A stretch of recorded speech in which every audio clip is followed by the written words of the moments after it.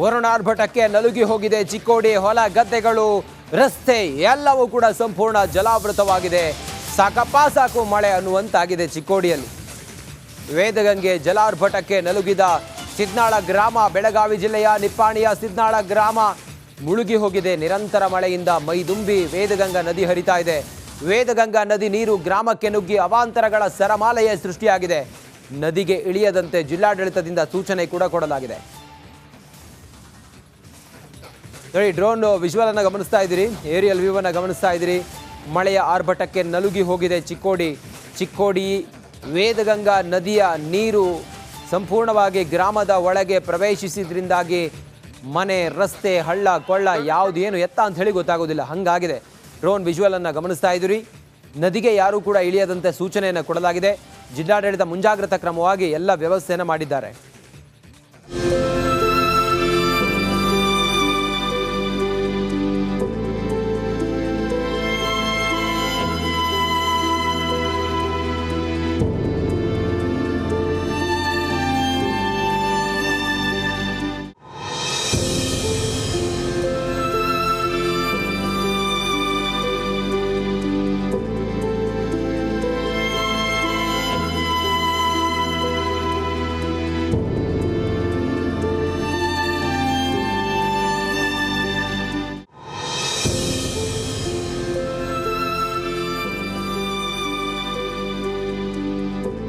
ಇನ್ನು ರಾಮನಗರದಲ್ಲಿ ನಡೆದ ಕರಗ ಮಹೋತ್ಸವದಲ್ಲಿ ಡಿ.ಕೆ. ಶಿವಕುಮಾರ್ ಅವರು ಏನು ಹೇಳಿದ್ರು, ಅದಾದ ನಂತರ ಇವತ್ತು ವಿಜಯಲಕ್ಷ್ಮಿ ಅವರು ಡಿ.ಕೆ. ಶಿವಕುಮಾರ್ ಅವರನ್ನ ಭೇಟಿ ಮಾಡಿದ್ರಲ್ಲ, ಆಗ ಏನೇನಾಯ್ತು, ಇದೆಲ್ಲದರ ಕುರಿತಾಗಿ ಒಂದು ಇಂಟ್ರೆಸ್ಟಿಂಗ್ ವರದಿ ಇದೆ, ನೋಡೋಣ ಬನ್ನಿ.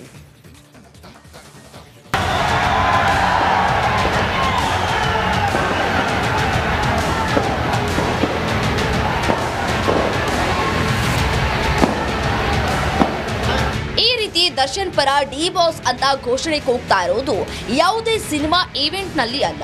ರಾಮನಗರದಲ್ಲಿ ನಡೆದ ಚಾಮುಂಡೇಶ್ವರಿ ಕರಗ ಮಹೋತ್ಸವದಲ್ಲಿ ದರ್ಶನ್ ಅಭಿಮಾನಿಗಳು ಘೋಷಣೆ ಕೂಗಿದ್ದಾರೆ.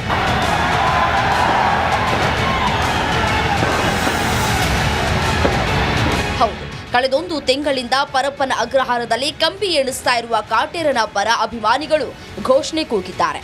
ಡಿಸಿಎಂ ಡಿಕೆಶಿ ಭಾಷಣದ ಮಧ್ಯೆ ದಚ್ಚು ಫ್ಯಾನ್ಸ್ ಘೋಷಣೆ ಕೂಗಿದ್ದಾರೆ.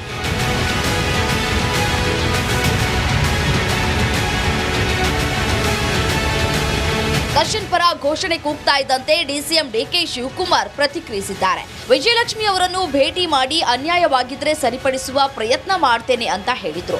ಇದೀಗ ಡಿಕೆಶಿ ಅವರನ್ನ ಭೇಟಿಯಾದ ವಿಜಯಲಕ್ಷ್ಮಿ ಅವರು ಪತಿ ದರ್ಶನ್ ವಿಚಾರವನ್ನ ಚರ್ಚಿಸಿದ್ದಾರೆ. ಯುವಕರು ಡಿ ಬಾಸ್ ಬಗ್ಗೆ ಕೇಳ್ತಾ ಇದ್ದಾರೆ.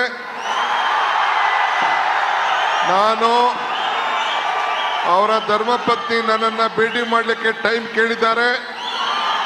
ನಾಳೆ ಬೆಳಗ್ಗೆ ಅವರಿಗೆ ಟೈಮನ್ನು ಕೊಟ್ಟಿದ್ದೇನೆ. ನಾನು ಮಾತಾಡ್ತೇನೆ. ಏನಾದ್ರು ಅನ್ಯಾಯ ಆಗಿದ್ರೆ ಸರಿಪಡಿಸಲಿಕ್ಕೆ ಖಂಡಿತ ನಾವು ಪ್ರಯತ್ನವನ್ನು ಮಾಡ್ತೇವೆ. ಆದರೆ ಕಾನೂನಿಗೂ ಕೂಡ ನಾವು ಗೌರವನ ಕೊಡಬೇಕು. ಈ ದೇಶದ ಕಾನೂನು, ಈ ನೆಲದ ಕಾನೂನಿಗೆ ಗೌರವನ ಕೊಡಬೇಕು. ಅನ್ಯಾಯ ಯಾರಿಗೆ ಆಗಿದ್ರು ಕೂಡ ನ್ಯಾಯವನ್ನು ಒದಗಿಸಿಕೊಡುವಂತ ಕೆಲಸವನ್ನ ನಾವೆಲ್ಲ ಸೇರಿ ಮಾಡೋಣ. ವಿಜಯಲಕ್ಷ್ಮಿ ಅವರ ಜೊತೆ ದಿನಕರ್, ನಿರ್ದೇಶಕ ಪ್ರೇಮ್ ಕೂಡ ಡಿಕೆಶಿ ಅವರ ಜೊತೆ ಮಾತುಕತೆ ನಡೆಸಿದ್ರು. ಬಳಿಕ ಮಾತನಾಡಿದ ಪ್ರೇಮ್, ವಿನೇಶ್ ಶಾಲೆ ವಿಚಾರ ಚರ್ಚಿಸಿದ್ದೇವೆ, ದರ್ಶನ್ ವಿಚಾರ ಮಾತನಾಡಿಲ್ಲ ಅಂತ ಹೇಳಿದ್ರು. ಸೊ ವಿನೀಶ್ ಒಂದು ಸ್ಕೂಲ್ ಅಡ್ಮಿಷನ್ ಇತ್ತು, ದರ್ಶನ್ ಅವ್ರ ಮಗನ ವಿನೀಶ್ ಸ್ಕೂಲ್ ಅಡ್ಮಿಷನ್ ಒಂದಿತ್ತು. ಸೊ ಅದನ್ನ ಅವ್ರ ಸ್ಕೂಲ್ ಇದೆಯಲ್ಲ, ಯಾಕೆ ನನ್ನ ಮಗನ ಅಲ್ಲೇ ಇಬ್ರು ಜೊತೆ ಓದ್ತಾ ಇದ್ರು. ಸೊ ಒಂದು ವರ್ಷ ಅವನೇನೋ ಬೇರೆ ಕಡೆ ಶಿಫ್ಟ್ ಆದ, ಈಗ ಹತ್ರ ಅಲ್ಲಿ ದೂರ ಆಯಿತು, ಪ್ರಾಬ್ಲಮ್ ಆಯಿತು ಅಂದ್ಬಿಟ್ಟು ಆ ಸ್ಕೂಲ್ ಯಾಕೆ ಅಂತಾನೆ ಮಾತಾಡ್ತೀವಿ, ಬಿಟ್ರೆ ಬೇರೆ ಯಾವ ಉದ್ದೇಶನೂ ಇಲ್ಲ. ಆಮೇಲೆ ಮಾಮೂಲಿ ದರ್ಶನ್ ಬಂದ್ಬಿಟ್ಟು ನನ್ನ ಸ್ನೇಹಿತರು, ನನ್ನ ಫ್ಯಾಮಿಲಿ. ಸೊ ಕಷ್ಟ ಸುಖ ಮಾತಾಡ್ತೀವಿ, ನಾಟ್ ಲೈಕ್ ಎನಿಥಿಂಗ್. ಅದಕ್ಕೆಂದ್ರೆ ಅದು ಕಾನೂನು ಇದೆ, ನ್ಯಾಯಾಂಗ ನಡೀತಾ ಇದೆ, ಅದ್ರ ಮೇಲೆ ನಾವೇನು ಮಾತಾಡಕ್ಕಾಗಲ್ಲ ಅದ್ರ ಬಗ್ಗೆ ಅಲ್ವಾ. ರೇಣುಕಾಸ್ವಾಮಿ ಕೊಲೆ ಕೇಸ್ನಲ್ಲಿ ಕಂಬಿ ಹಿಂದೆ ಲಾಕ್ ಆಗಿರುವ ಕರಿಯನನ್ನ ಕಾಪಾಡೋಕೆ ಪತ್ನಿ ವಿಜಯಲಕ್ಷ್ಮಿ ಹೋರಾಡ್ತಾ ಇದ್ದಾರೆ. ಇದೀಗ ಡಿಸಿಎಂ ಭೇಟಿಯಾದ ವಿಜಯಲಕ್ಷ್ಮಿ ಅವರ ಮುಂದಿನ ನಡೆ ಏನು ಅನ್ನೋದು ತೀವ್ರ ಕುತೂಹಲ ಕೆರಳಿಸಿದೆ. Bureau report, Republic Kannada. CM DK. Shivakumar ಅವರ ಮನೆಗೆ ದರ್ಶನ್ ಪತ್ನಿ ವಿಜಯಲಕ್ಷ್ಮಿ ಹೋಗಿ ಅವರನ್ನ ಭೇಟಿಯಾಗಿ ಬಂದಾದ ನಂತರ ಈಗ ಭಾರಿ ಕುತೂಹಲ ಕೆರಳಿಸ್ತಾ ಇದೆ. ದರ್ಶನ್ನ ವಿಚಾರವಾಗಿ ಏನಾದರೂ ಸಹಾಯ ಕೇಳಿದ್ರ ವಿಜಯಲಕ್ಷ್ಮಿ ಡಿಸಿಎಂ ಡಿ.ಕೆ. ಶಿವಕುಮಾರ್ ಅವರನ್ನ ಅನ್ನೋದು. ದರ್ಶನ್ ಕೇಸ್ನಲ್ಲಿ ನಾನು ಮಧ್ಯಪ್ರವೇಶ ಮಾಡೋದಿಲ್ಲ ಅಂತ ಹೇಳಿ ಹೇಳ್ತಾ ಇದ್ದಾರೆ DCM. ಬೆಂಗಳೂರಿನಲ್ಲಿ DK ಶಿವಕುಮಾರ್ ಸ್ಪಷ್ಟನೆಯನ್ನು ಕೊಟ್ಟಿದ್ದಾರೆ. ವಿಜಯಲಕ್ಷ್ಮಿ ಕೂಡ ದರ್ಶನ್ ಕೇಸ್ ಬಗ್ಗೆ ಚರ್ಚೆ ಮಾಡಿಲ್ಲ. ರಾಮನಗರದಲ್ಲಿ ಡಿ-ಬಾಸ್ ಅಂತ ಕೂಗಿ ಗಲಾಟೆ ಮಾಡಿದ್ರು. ನನಗೆ ಭಾಷಣ ಮಾಡಲು ಅವಕಾಶವನ್ನೇ ಕೊಟ್ಟಿರಲಿಲ್ಲ. ಭೇಟಿಗೆ ಬೇಡ ಅನ್ನಲ್ಲ, ಆದರೆ ಕೇಸ್ನಲ್ಲಿ ಮಧ್ಯಪ್ರವೇಶ ಮಾಡಲ್ಲ ನಾನು. ವಿಜಯಲಕ್ಷ್ಮಿ ಭೇಟಿ ನಂತರ DCM DK ಈ ಮಾತನ್ನು ಹೇಳಿದ್ದಾರೆ. I don't want to ಇಂಟರ್ವ್ಯೂನ್. ನಾನು ಪೊಲೀಸ್ ವಿಚಾರದಲ್ಲಿ ಇಂಟರ್ವ್ಯೂನ್ ಆಗೋಕ್ಕೆ ನಾನು ತಯಾರಿಲ್ಲ. ಪಾಪ ಮಗುಗೆ ಏನಾದ್ರು ನನಗೆ ಸಹಾಯ ಮಾಡೋಕ್ಕಾದ್ರೆ ನಮ್ಮ ಪ್ರಿನ್ಸಿಪಲ್ಗೆ ಹೇಳ್ತೀನಿ, ಹೋಗಿ ಅವರು ತಾಯಿ ಮಗ ಇಬ್ಬರು ಹೋಗಿ ಭೇಟಿ ಮಾಡಿ. ಸೊ ನಾನು ಹೋಮ್ ಮಿನಿಸ್ಟ್ರು ಅಲ್ಲ. ಹಾಗೆ ನನ್ನ ವ್ಯಾಪ್ತಿದು ಏನಾದ್ರು ಇತ್ತು ಅಂತಂದರೆ ಏನು ಅಂತ ನೋಡ್ಬೋದಾಯ್ತು. ಐ ಡೋಂಟ್ ವಾಂಟ್ ಟು ಇಂಟರ್ವ್ಯೂನ್ ವಿತ್ ದಟ್. ಒಂದು ವೇಳೆ ಈ ಪ್ರಕರಣದಲ್ಲಿ ವಿಜಯಲಕ್ಷ್ಮಿ ದರ್ಶನ್ ಅವರು ಮತ್ತೆ ನಿಮ್ಮ ನೆರವು ಕೇಳಿದ್ರೆ ನೀವು ಸಹಾಯ ಮಾಡ್ತೀರಾ ಸರ್? ನೇರು ಏನು ನಾವು we can't ಇಂಟರ್ವ್ಯೂನ್ with the police investigation. We can't ಇಂಟರ್ವ್ಯೂನ್ with the police station. ಈಗ ನಾನು ಅವ್ರು ಬಂದು ನಾನು ಭೇಟಿ ಮಾಡ್ತೀನಿ ಅನ್ನೋರನ್ನ ನಾನು ಹೆಂಗೆ ನಿರಾಕರಣೆ ಮಾಡಲಿ? Being in public life. ಜೊತೆಗೆ ಆ ಹೆಣ್ಮಗಳು ಬರೀ ನಮ್ಮ ಸ್ಕೂಲ್ ಪಕ್ಕನೇ ಇದೆ. ನಮ್ಮ ಸ್ಕೂಲ್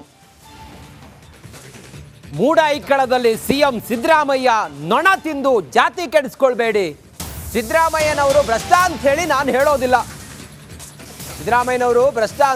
ಹೇಳೋದಿಲ್ಲ. ಮಾಜಿ ಸಂಸದ ಪ್ರತಾಪ್ ಸಿಂಹ ಈ ಮಾತನ್ನು ಹೇಳಿದ್ದಾರೆ ನೋಡಿ.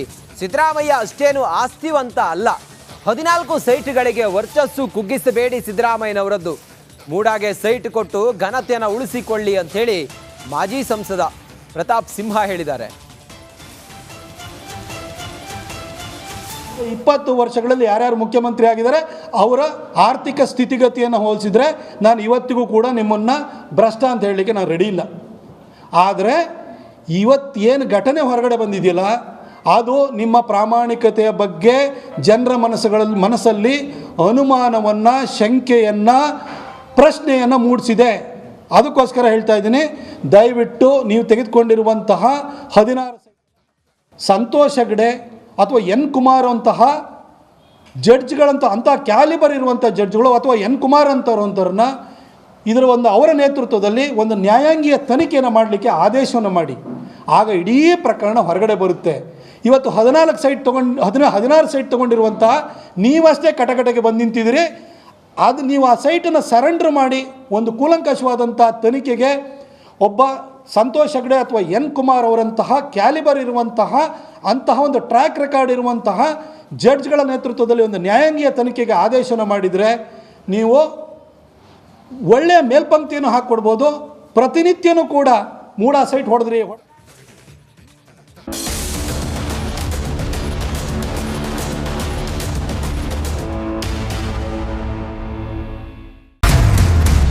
ದಿನೇಶ್ ಗುಂಡೂರಾವ್ ಪ್ರತಿನಿಧಿಸುವಂತಹ ಕ್ಷೇತ್ರ ಗಾಂಧಿನಗರ ವಿಧಾನಸಭಾ ಕ್ಷೇತ್ರಕ್ಕೆ ನಾವು ಬಂದಿದ್ದೀವಿ.